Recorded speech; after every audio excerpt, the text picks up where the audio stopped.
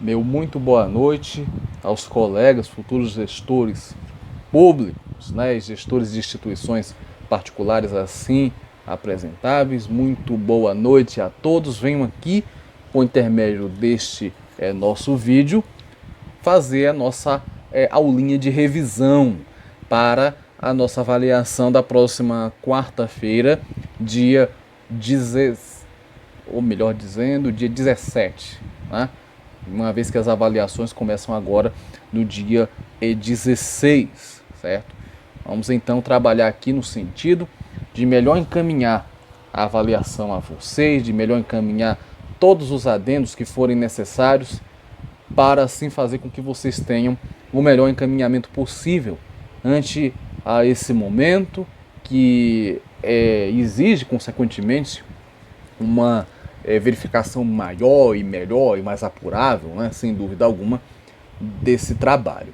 Lembrando, né, que já fizemos, consequentemente, uma aula dessa avaliação no tocante à revisão do conteúdo, certo? E esse é o compromisso que eu firmei, então, com os colegas para que assim fizéssemos agora o que, necessariamente? Dar continuidade, certo? Dar continuidade a essa videoaula, a esse momento, né? E dessa forma, então, vocês tenham o devido amparo, assim, vislumbrado, assim, analisado para essa situação. Então, pontuando, né, com os colegas, assim lhes digo e assim lhes afirmo, primeiramente, o conteúdo que poderá ser assim cobrado aos colegas nesse instante, né? Que diz respeito justamente o quê? Classificação das constituições, uma matéria de suma importância, certo? Não só para a disciplina, não só para o conhecimento, mas até adiante, mais adiante, quando e se acaso os colegas tiverem interesse, né, de prestar algum concurso público, essa é uma disciplina corrente. Ela sempre cai, ela sempre é cobrada, certo? Sempre assim suscitável, beleza? Então esse é um pormenor, tá? Outra coisa, né? Além da classificação das constituições ser uma disciplina corrente assim a ser cobrada aqui conosco, nós também teremos aquela relação e correlação da Constituição Federal com a administração pública, no qual nós estudamos pontualmente, né, ou gradativamente, cada um dos instrumentos, pelo menos os principais, que dizem respeito ao artigo 37 da Constituição Federal, que é justamente o artigo que vai tratar da relação Constituição Federal, administração pública e, consequentemente, Constituição Federal, administração pública e gestão pública. Tá? Então nós temos esses três delineamentos no mesmo contexto, na mesma conjuntura de assuntos e matérias a serem estudadas e abordadas para esta nossa avaliação. Tá? Gostaria de dizer, de antemais, que uma coisa admirei de vocês, que foi a dedicação, o trabalho durante todo esse tempo, certo? É um exemplo o que vocês, de certa forma, estão fazendo de dedicação ao curso, de dedicação à instituição, por que não dizer, e principalmente de dedicação ao conhecimento, certo? Eu, particularmente, digo, inclusive, que não poucas as vezes, né, são poucas, de fato, as situações nas quais nós temos pessoas que têm essa dedicação.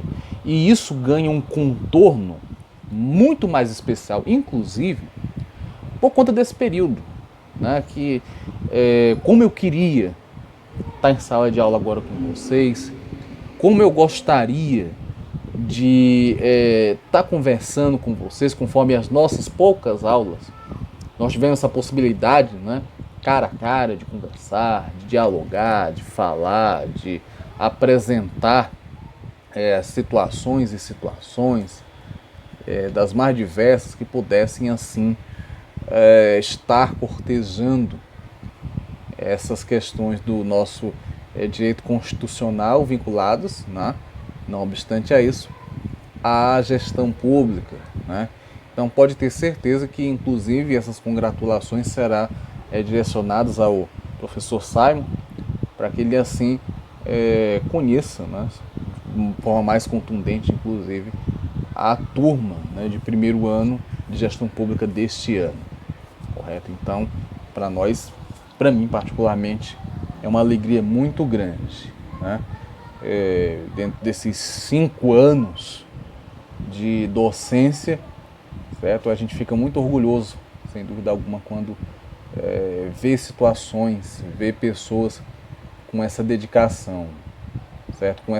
Com dificuldades no sentido, inclusive, de acesso a essas plataformas, mas com um empenho, uma curiosidade, uma dedicação, que é isso que nos leva, certo? Enquanto alunos, e aí eu falo na condição de um eterno aluno, que aprendeu muito e tem, sem dúvida alguma, muito ainda a aprender, certo? O que nos move é essa dedicação. É uma coisa que a gente tem que alimentar constantemente, tem que se esforçar constantemente, e a mim só alegrias, certo? Com vocês. Quiser que outros colegas de vocês tomassem, né, como exemplo essa dedicação. Tá? Então, meus parabéns, certo? Não sei sinceramente ainda vamos continuar no próximo semestre, aí vai ser uma coisa que depende da nossa coordenação, certo? Fazer todo um trabalho, né? Uma reprogramação do curso, mas, por assim dizer, daqui dedico, né, as minhas congratulações e, bom, assim como eu faço com todas as turmas pela qual passei, se não continuarmos, mas vocês têm o meu contato, vocês têm aí as minhas redes sociais também, estou à disposição de vocês, tá? O que for necessário de ajudá-los em termos do direito, até mesmo, né, algum papo, alguma conversa, algum diálogo, porque enquanto professores nós acabamos também adquirindo, né, algumas habilidades de trato psicológico, né, mais conversas, para tentar reanimar, reabilitar os alunos, aquela coisa toda, porque a vida não é fácil, né, e nesses períodos aí que não está sendo fácil mesmo, mas de todo caso estamos aí, tá? Então fica aqui a minha mensagem aos colegas. Vamos lá então ao que nos interessa. Eu acho que talvez seja necessário, né, nesse primeiro momento, além do conteúdo que vai ser aqui revisado com vocês, dizer que muito provavelmente agora eu creio ser necessário primeiro essa revisão no tocante à classificação das constituições, não é?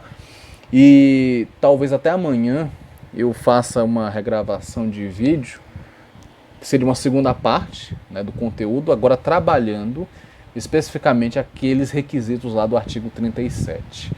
Né? Se não houver condições nesse momento de assim fazê-lo, mas pode ter certeza que isso será assim endereçado, assim programado para que vocês continuem tendo esse acesso, tá?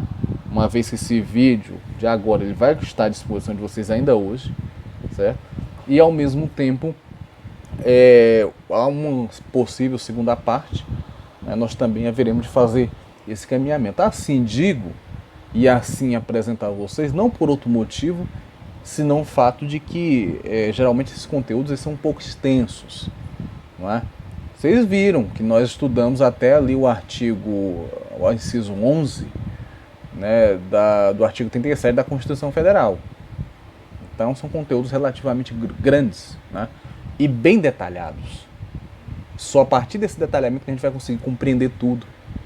Né? Então pode ser que ainda hoje, dentro dessa revisão, eu tenha que, digamos, fatiá-la, né, dividi-la. Primeira parte agora, tratando com vocês especificamente dessa questão da classificação das constituições e mais adiante apresentando outros delineamentos que assim acharem necessários, tá? E mais uma coisa, tendo em vista, tendo em conta, né, o fato de, no caso, a disciplina de vocês serem na quarta-feira, muito provavelmente amanhã eu só tenho uma avaliação a aplicar, que vai ser de direito processual, coincidentemente uma disciplina constitucional, que é direito processual constitucional, para as turmas do 5º VA e 5º NA do curso de direito, que são outras duas turmas que eu leciono.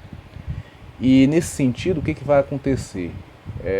Muito provavelmente eu vou na próxima terça-feira, amanhã no caso, fazer uma espécie de live para direito constitucional com vocês, né? Muito provavelmente isso haverá de acontecer para melhor encaminhamento da disciplina com os colegas. Mas então vamos lá ao que de fato nos interessa. Bom, classificar a Constituição em si vai ser apresentar, certo, as mais diversas formas, né, com a qual ela se apresenta, certo? Ela sempre vai ser um corpo de detalhes, categorias, apresentações, e ela vai ter uma origem que consequentemente arremete uma categoria de classificação, certo? Para verificar quais são os seus fundamentos principais. Então, tudo isso está em volta a essa classificação da Constituição, né? E é justamente nesse passo, nesse sentido, que ela se apresenta aos colegas. E assim, nós temos primeiramente a classificação da Constituição quanto ao seu conteúdo, no qual, conforme foi explicado aos colegas, ela será ou uma Constituição formal ou uma Constituição material. A Constituição material vai ser aquela que trabalha exclusivamente por normas materialmente constitucionais. Se porventura alguém perguntar mais adiante o que vai ser normas, dispositivos, artigos, fundamentalmente, exclusivamente, materialmente, quaisquer que sejam as denominações constitucionais, o que se está aqui pugnando, meu povo, é que a Constituição em si, ela vai tratar daquilo que lhe é essencial, para o qual ela foi criada. E aí vamos a uma nova pergunta. Mas, professor, isso aí não diz nada também, porque o que é essencial, o que é materialmente viável dentro da Constituição? E aí vamos lá. No primeiro diazinho de aula com vocês, e acho que nas duas aulas subsequentes, nós estudamos um pouquinho de algumas terminologias que dizem respeito à forma com a qual a Constituição se apresenta, né? Ali eu expliquei para vocês forma de Estado, forma de governo, sistema de governo, né? A paridade que tem que haver de respeito entre os poderes, ainda que isso hoje seja uma coisa complicada, mas isso acaba sendo assim apresentado, né? A defesa, isso foi uma coisa bem recente, né, dos direitos e garantias fundamentais, também é uma coisa que está a par da Constituição nesse caso. E neste sentido, né, o que nós temos então a apresentar, né, o que nós temos então a dizer-nos? Que no caso da Constituição formal, aliás, material, vai ser justamente aquela Constituição que vai falar da forma de Estado, da forma de governo, do sistema de governo, que vai ter muito bem escalonado os papéis, os atos em si que são próprios dos poderes, certo? As ações próprias de cada poder vai estar presente também na Constituição, tá? O direito e as garantias fundamentais também são uma coisa que fomentam as constituições modernas, e isso é algo essencial à Constituição também. Então vai ser, em suma, uma Constituição, a Constituição material, que vai tratar da organização do Estado. Podemos tranquilamente, inclusive, incluir dentro dessa organização aquilo que, consequentemente, vai ser o nosso segundo ponto a ser tratado nessa revisão, que é essa interação da administração pública com a Constituição Federal, com o Estado. A forma com a qual a administração pública vai ser assim organizada, a partir lá do artigo 37 da Constituição, isso também faz parte. Isso também está lá, porque ela é regulamentando como vai ser a relação da administração pública com o povo através dos serviços que ela haverá de prestar. E esses serviços serão prestados através de quem? Dos funcionários públicos. Certo? A realização de concurso é uma questão de interesse público, não só para a contratação de novos funcionários públicos, como para a prestação desses serviços públicos, que será realizado através desses funcionários que assim foram contratados. Então, é esse o ponto. Ela vai tratar a Constituição materialmente falando daquilo que diz respeito à organização da administração pública, a organização do Estado. Correto? É esse o ponto a ser assim, sem dúvida alguma, bem estabelecido. Então, pessoal, é justamente esse o ponto, né, a ser destacado, tá? Esse o ponto a ser assim visualizado por todos nós aqui, certo? É uma Constituição que vai buscar só organizar isso, só organizar essa estrutura, essa conjuntura assim apresentável, tá? Essa vai ser a Constituição de cunho material, certo? Agora, por outro lado, nós vamos ter uma outra visão de Constituição que não descarta esses elementos que compõem a Constituição material. Ela não descarta. Isso é importante, sem dúvida alguma, de se assim apresentar, de assim se destacar. Ela não descarta essas elementares, correto? Em hipótese alguma. Agora, além desse arcabouço de situações que haverão de nortear a Constituição material, a Constituição formal, ela vai ser mais expansiva. Ela vai abranger outras coisas, de modo que você pode tranquilamente dizer que a Constituição formal ela vai ser proposta com normas materialmente constitucionais e normas formalmente constitucionais, tá? Professor, qual é a diferença entre aquilo? O senhor disse que as normas materialmente constitucionais são aquelas que são essencialmente da Constituição, não é? São essencialmente da Constituição. É a divisão dos poderes, é a forma de Estado, a forma de governo, o sistema de governo, não é? Uma Constituição que seja pautada sob o aspecto de Constituição democrática de direito, né? Um Estado democrático de direito, como a nossa Constituição assim estabelece. É a Constituição que vai ter os direitos e garantias fundamentais. Isso é materialmente, né? Constituição material é essa, que trata a estrutura e organização do Estado. E tudo isso que eu falei para vocês é o conteúdo material que fundamenta o fato da Constituição ser considerada uma Constituição material. Certo? Agora, qual a diferença daquilo que vai ser materialmente constitucional e o que vai ser formalmente constitucional? Hã? A diferença, meu pessoal, não é outra coisa, senão o fato de que o que é materialmente constitucional é o que não pode faltar na Constituição. Tudo aquilo que eu falei anteriormente para vocês, que fundamenta a existência da Constituição, faz jus à necessidade de se ter sempre na Constituição.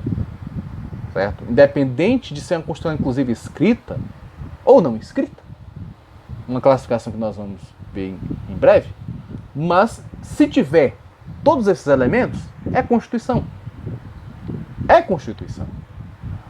Quando se fala de conteúdo formalmente constitucional, são conteúdos que o legislador, a Assembleia Constituinte, fez uma abordagem, fez uma análise e viu a necessidade de que aquilo também deveria ter um amparo especial pela Constituição. E, portanto, tem que estar na Constituição. Certo? Então é isso. Conteúdo formalmente constitucional é conteúdo que, para o Constituinte, tem que estar na Constituição. É uma questão de ordem eminentemente política, se assim pensarmos. Porque, nesse caso, ele vai fazer toda uma análise, toda uma ponderação, toda uma verificação de questões e vai constatar: olha, isso pode estar na Constituição, certo? Isso merece um amparo especial. Poderíamos usar outros artífices que fossem necessários. Qual seja a lei complementar, qual seja as leis ordinárias, que são as leis que são votadas pelo parlamento, diretamente pelo parlamento, para regularizar aquilo. Mas há uma necessidade ante a natureza do objeto, a natureza da situação, disso ser regulamentado diretamente pela Constituição. E por isso que a Constituição ela acaba sendo completada, ela acaba sendo incrementada, muita coisa passa a ser inserida dentro dela, certo? Que não são materialmente constitucionais, mas que o Constituinte acha necessário uma regularidade maior. E, portanto, ele assim fundamenta a existência daquele material dentro da Constituição. Correto? Então, é esse o ponto, né, a ser assim destacado. E nessa forma, você pode tranquilamente conceituar dizendo que Constituição e material são um conjunto, né, de dispositivos, ou pode-se dizer que a Constituição material será a Constituição formada exclusivamente por conteúdos eminentemente constitucionais, que fazem parte da essência da Constituição, tá? Enquanto que a Constituição formal vai ser formada, vai ser assim constituída, será assim atribuída por elementos que não são necessariamente constitucionais, mas que o Constituinte acha por bem um amparo maior.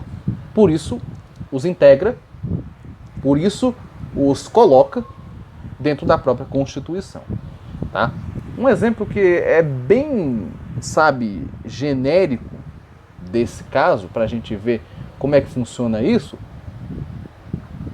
está justamente no celebrado, histórico, né, Colégio Pedro II do Rio de Janeiro. Certo? É uma instituição antiga, secular, certo?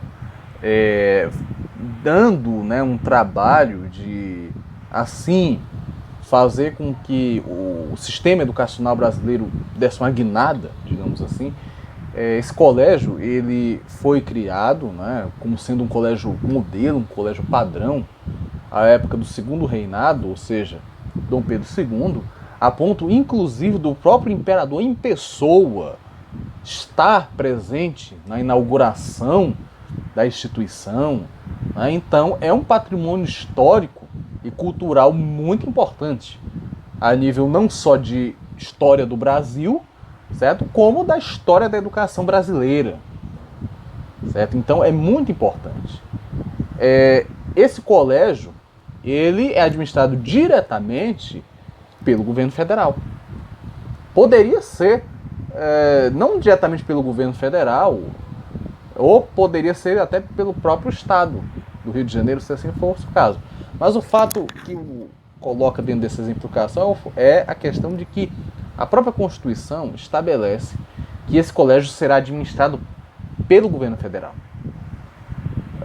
Poderia ser atribuída essa competência para o governo federal mediante uma lei complementar, mediante uma lei ordinária, que conferisse essa competência ao presidente da República, essa competência ao governo federal, mas achou-se por bem agir dessa forma. Pode ser revogado, pode ser retirado, certo? Pode ser que daqui a algum tempo se diga, olha, é muito mais salutar isso aqui estar fora da Constituição e sendo regido por outro dispositivo legal e constitucional do que está na própria Constituição. Né? Mas, sem dúvida alguma, o motivo, né, que levou o legislador lá de 88 a colocar a responsabilidade pela gestão do colégio para a administração federal foi por esse fator histórico, né, cultural.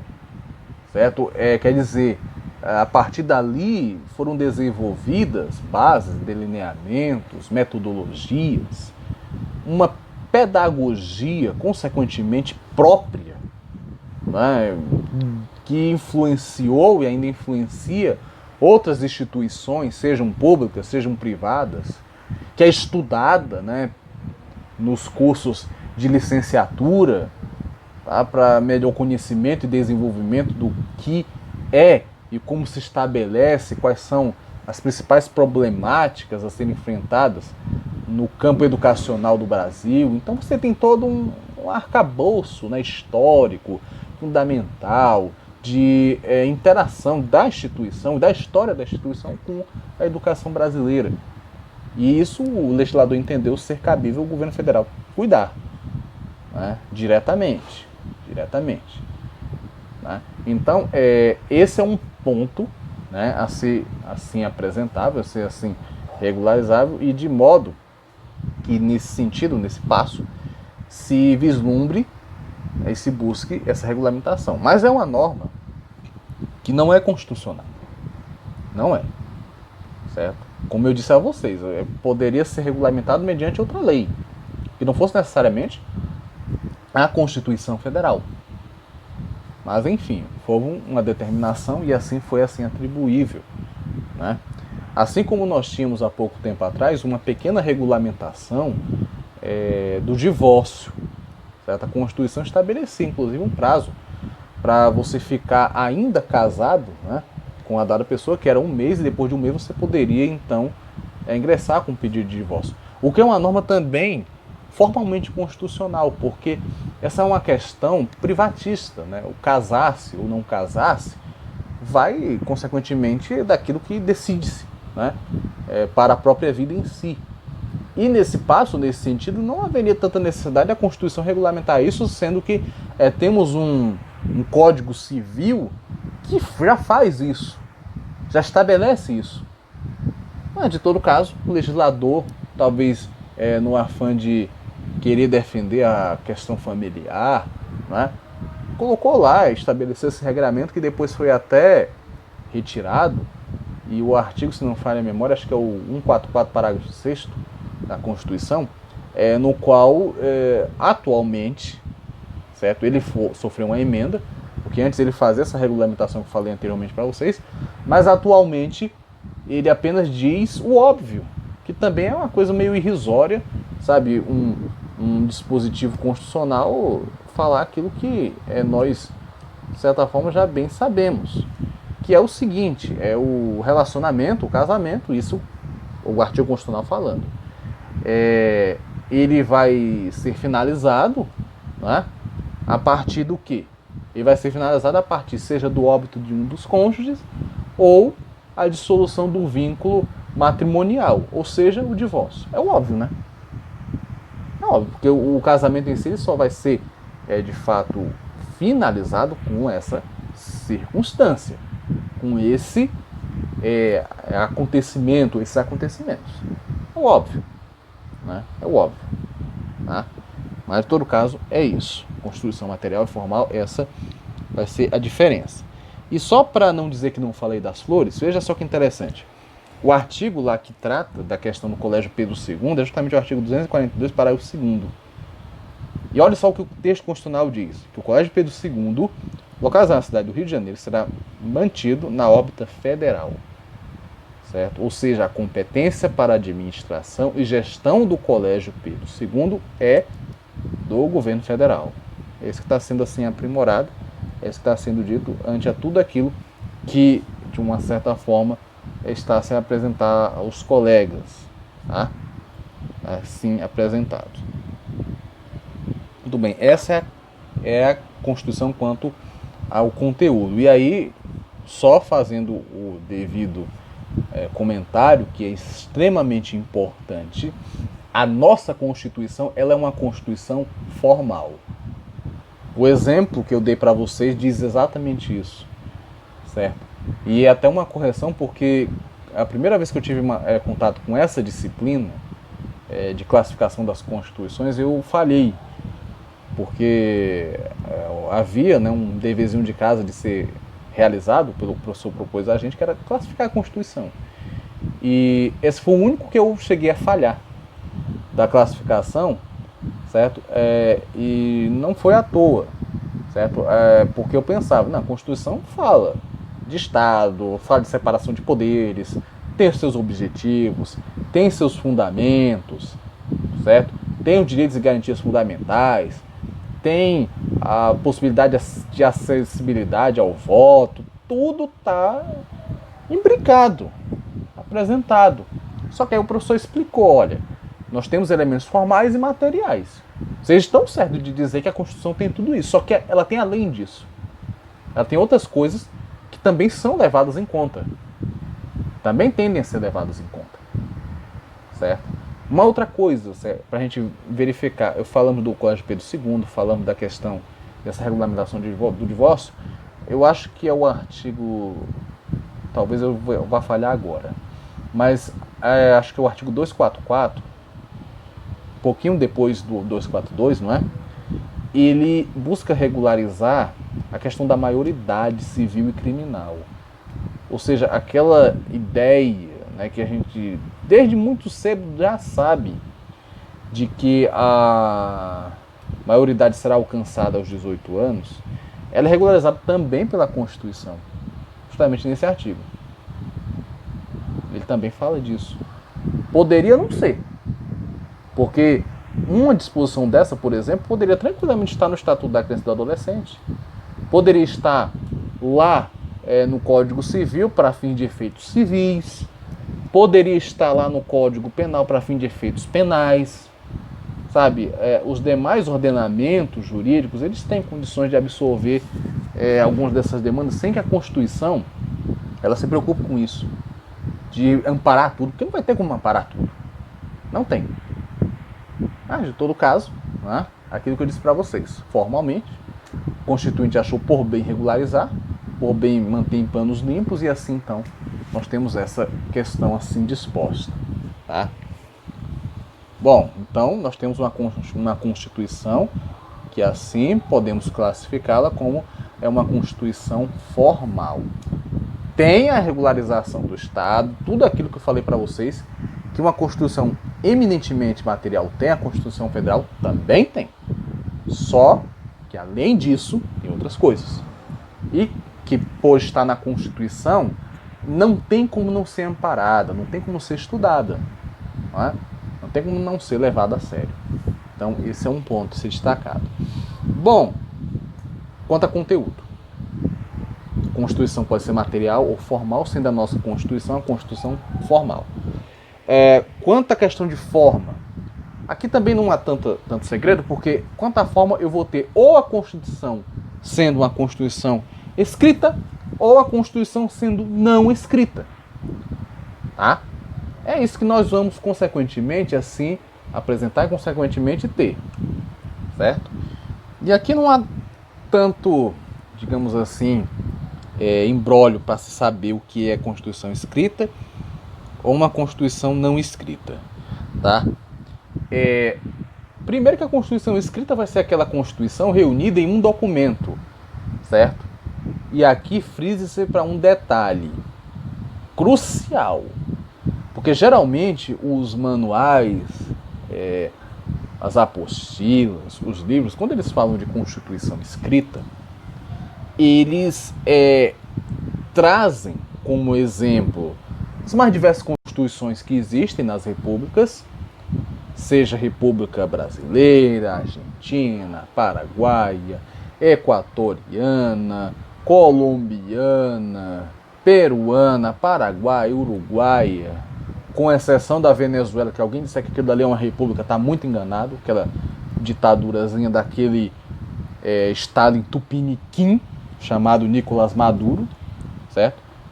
E é um Estado em Tupiniquim, né? Pode-se ver que, inclusive, o cabelo e o bigodinho lembram um pouco a fisionomia daquele psicopata soviético chamado Joseph Stalin. Mas, ante a tudo isso, né, você vai ter constituições reunidas num texto só, num documento apenas. Por que eu digo a questão do cuidado?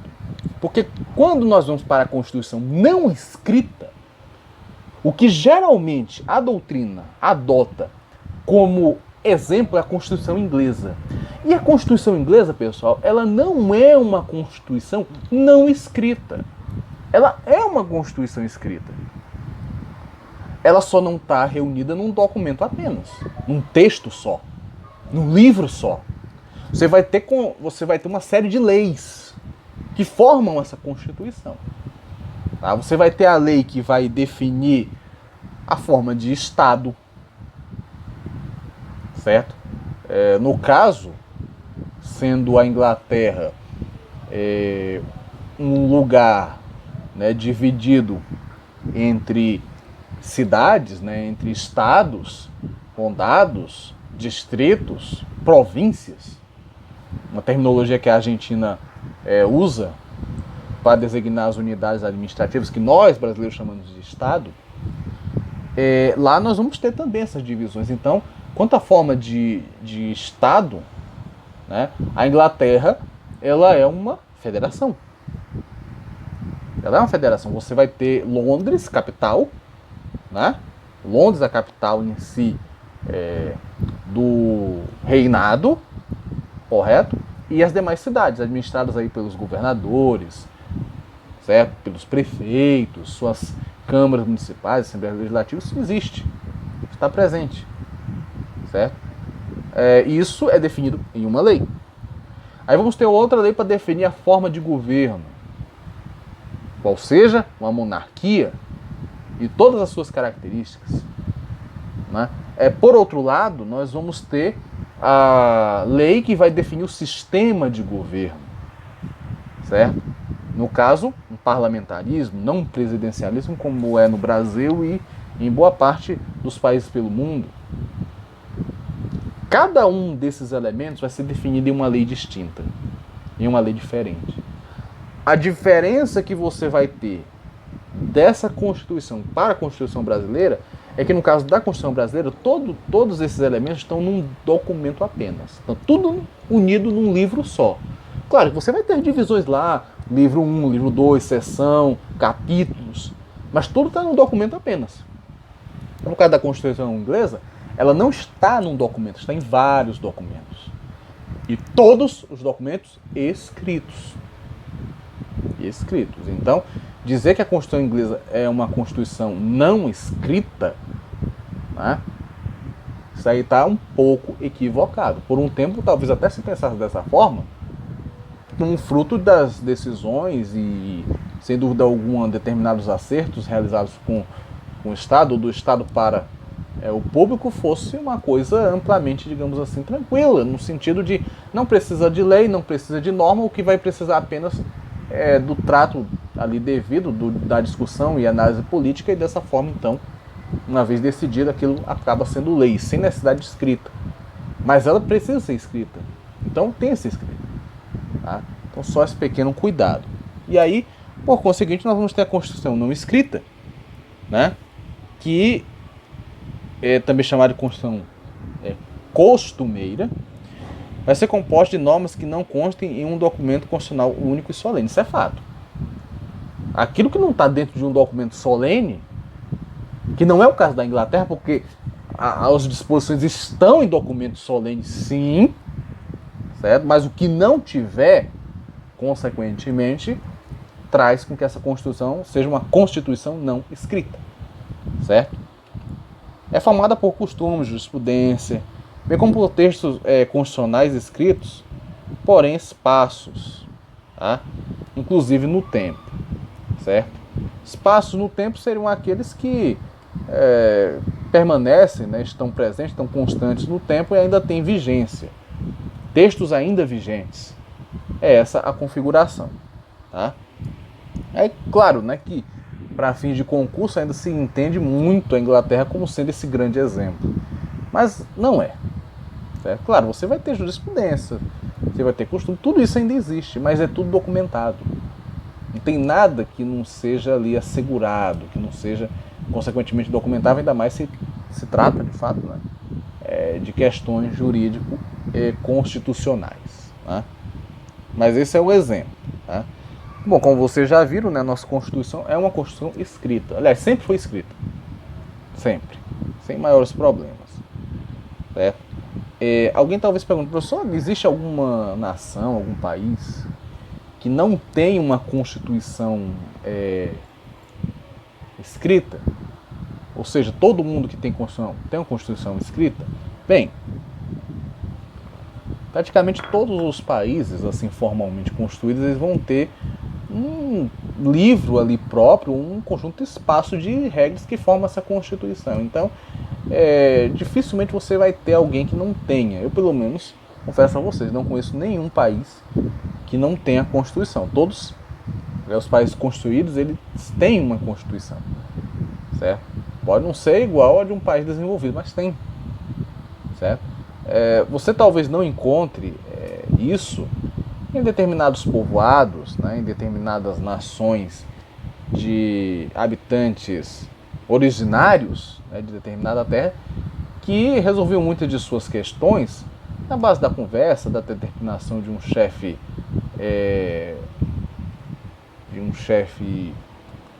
que tem em si essa incumbência de regularizar a vida em sociedade, mas que ainda assim não se preocupou em fazer esse ajuste, né, essa verificação da necessidade de se ter um documento.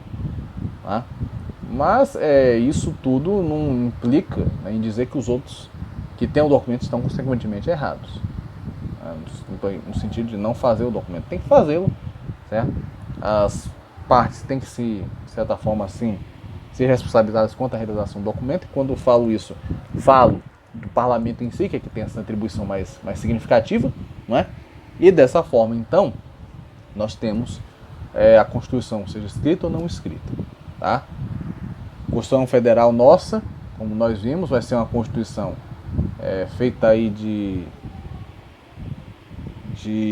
um emaranhado, né, de situações, de aspectos, arcabouços assim, apresentados, que a tornam uma Constituição material, formal. E agora nós vamos quanto ao elemento origem da Constituição, certo? O elemento de cunho origem, assim apresentado e apregoado dentro da Constituição Federal.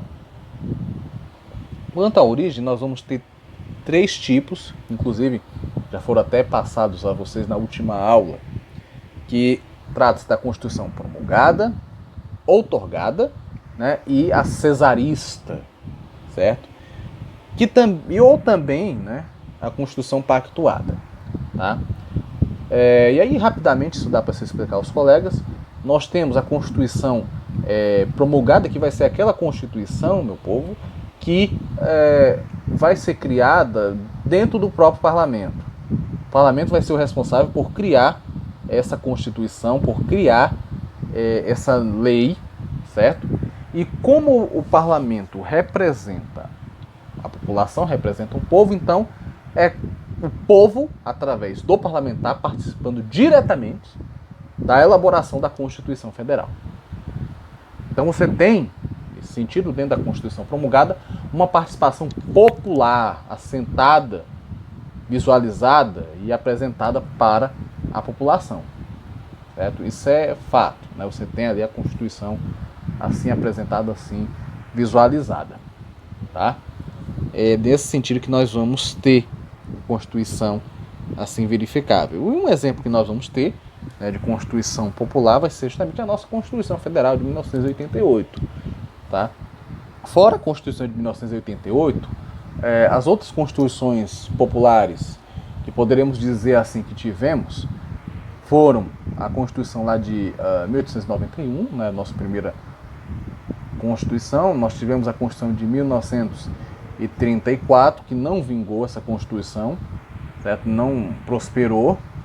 E vamos ter a Constituição lá de 1946, certo? São essas as constituições que nós temos, tá? Que são constituições, consequentemente, assim por dizer, constituições democráticas. Só para fins, inclusive,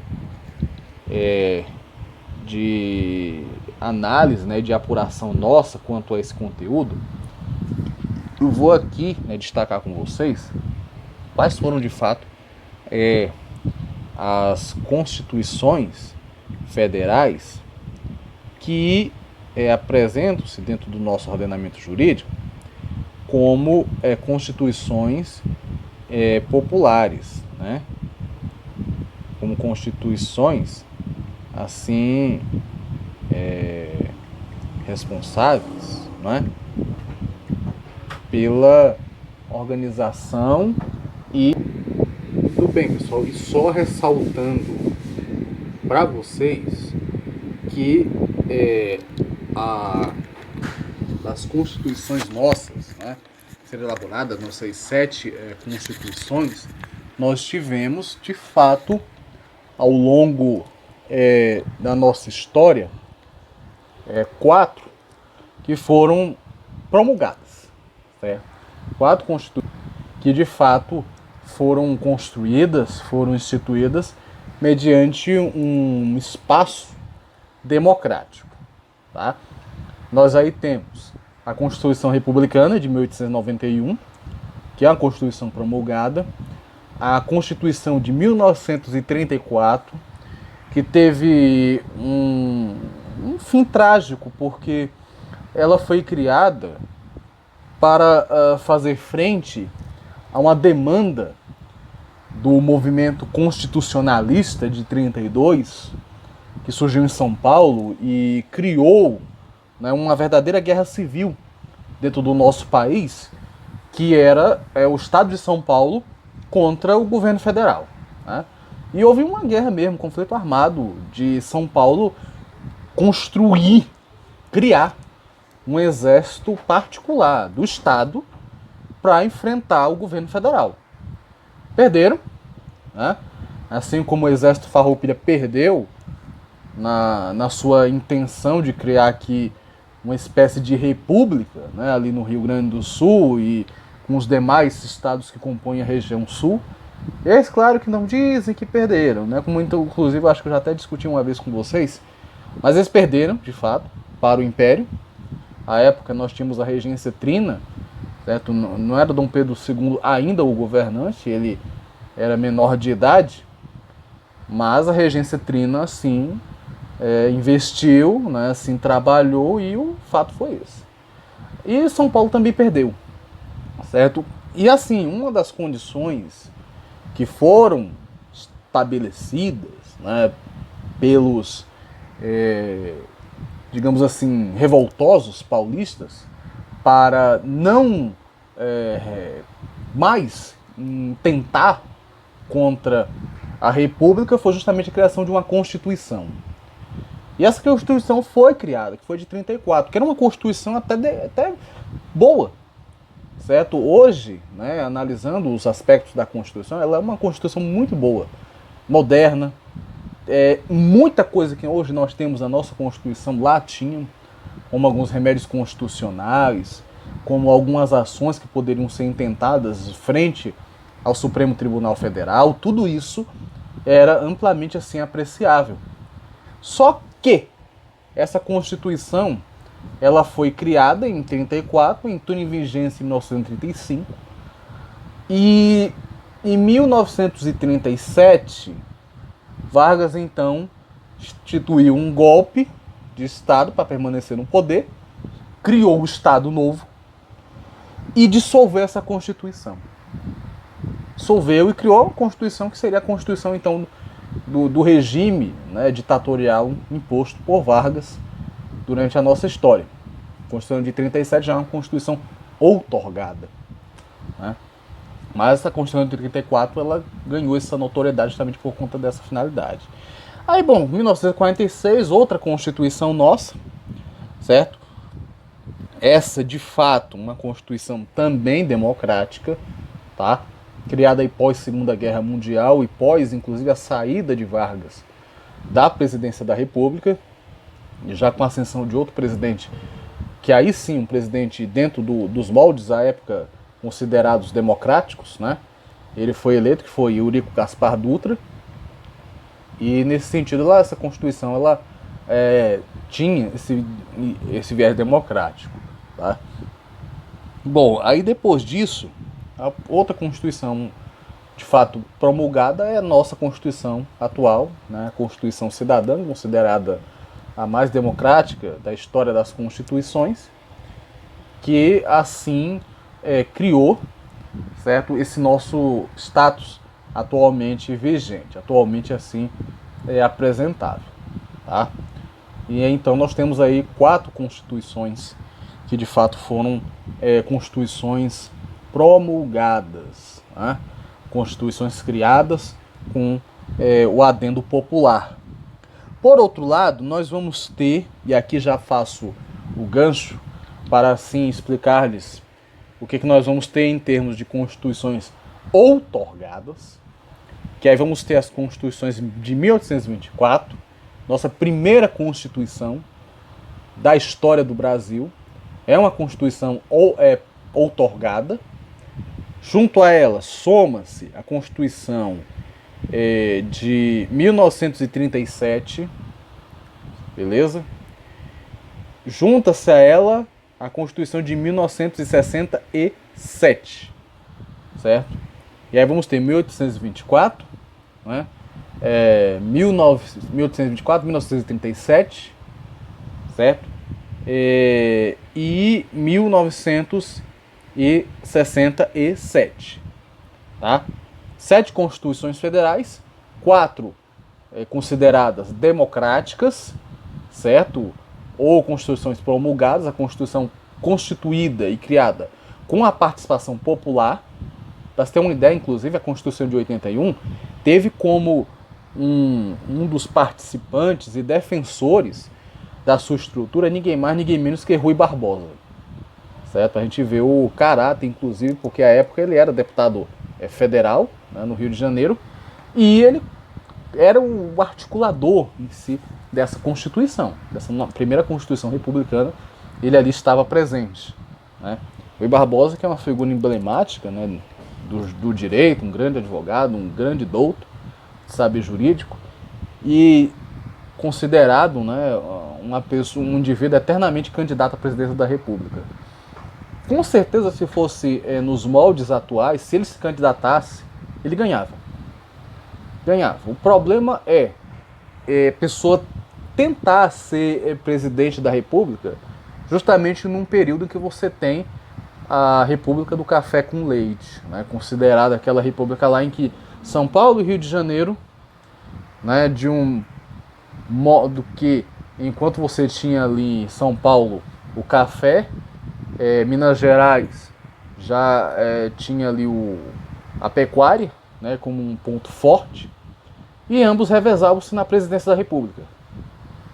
Né? E Rui Barbosa tentou ser presidente justamente num período em que marcadamente você tem a aristocracia revezando-se no poder. Né? Esse talvez tenha sido o principal ato, digamos assim, falho. Né? A pessoa certa, uma pessoa que poderia, sem dúvida alguma, ter contribuído muito, mais do que contribuiu para o desenvolvimento da nossa nação, mas que nasceu num período errado. Né? Um período em que o mecanismo é uma coisa pesada, né? Bastante pesada. E de fato esse período era. Né? Muito. Mas você tem, né, as constituições assim, voltando aqui para o nosso assunto, constituições outorgadas. E ela vai ser chamada de outorgada porque aqui você tem uma constituição que ela provém não de participação popular. Você não tem participação popular aqui. Você tem grupos que alinham-se, praticamente nulificam a vontade popular, a participação popular, e uma vez constantes no poder, o que esse grupo faz? Assume essa derrocada do regime então democrático e decide por si só construir um instrumento que lhe dê a segurança devida de manter-se, de assim assenhorar-se do poder e ali permanecer por um dado tempo. Até, se for o caso, vir um levante de fato democrático que consiga, de certa forma, mudar essa conjuntura, tá? Mudar essa situação. Tá? Então a Constituição outorgada, ela vem geralmente de classes dominantes para ser apregoada, né, para ser difundida entre a sociedade. Você não tem necessariamente uma participação popular assídua dentro da Constituição outorgada. Enquanto que na Constituição promulgada você vai ter a participação popular, certo? Bem ali constante, participando ativamente do movimento de criação dessa Constituição, debatendo, discutindo, interagindo, pressionando o parlamento. Enfim, você tem uma mobilização social muito intensa, certo?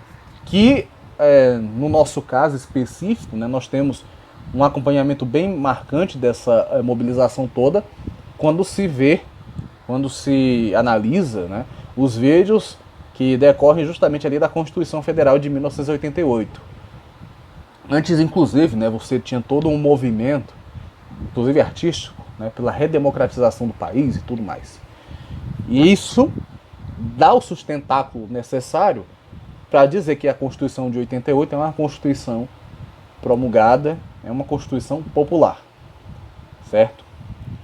Quando você tem a participação, consequentemente, né, do parlamento ali sendo instigado, né, a tanto, certo? Em 1824, e acho que inclusive mais adiante eu vou dar continuidade a esse vídeo, só para a gente situar-se, né, fazer essa diferença, o então imperador Dom Pedro I chegou a dissolver a Assembleia Nacional Constituinte. Havia o poder moderador que lhe dava essa condição, inclusive. Lhe dava esse atributo, né, de assim, se fosse necessário, de assim, se ele quisesse, e poderia tranquilamente dissolver a Assembleia Nacional Constituinte. E foi um artifício que ele usou. Tá? Então, essa é a diferença que nós temos. Tá? A Constituição cesarista, ela não chega a ser uma Constituição promulgada, nem chega a ser uma Constituição elitista. Na verdade, ela tenta, de uma certa forma, remediar tanto um lado quanto o outro. Porque ela, primeiro, é imposta por quem está no poder.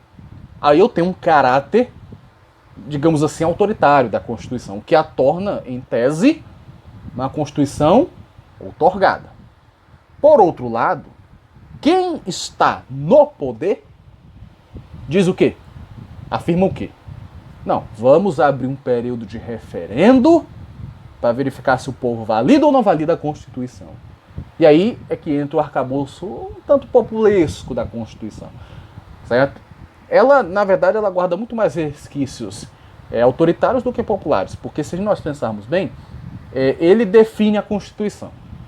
Até ele abrir esse referendo, ele já tem, consequentemente, um corpo político, um arcabouço de contatos dentro da administração pública que lhe possibilita dizer que a Constituição é maravilhosa, fazer propaganda da Constituição e dessa forma conseguir seu intento, né, que é permanecer no poder. Né? Então é um ponto.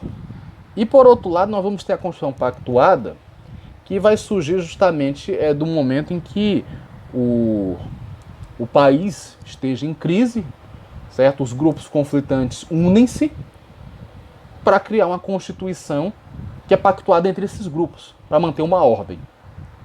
Seria esse o intento. Essa é a Constituição pactuada. A nossa é uma Constituição promulgada, como já disse a vocês, certo? E bom, com isso eu me desvinculo aqui desse vídeo. Ele vai ser posto a vocês e em breve aguardo que nós vamos ter continuidade dessa revisão, certo? Grande abraço a todos e até breve.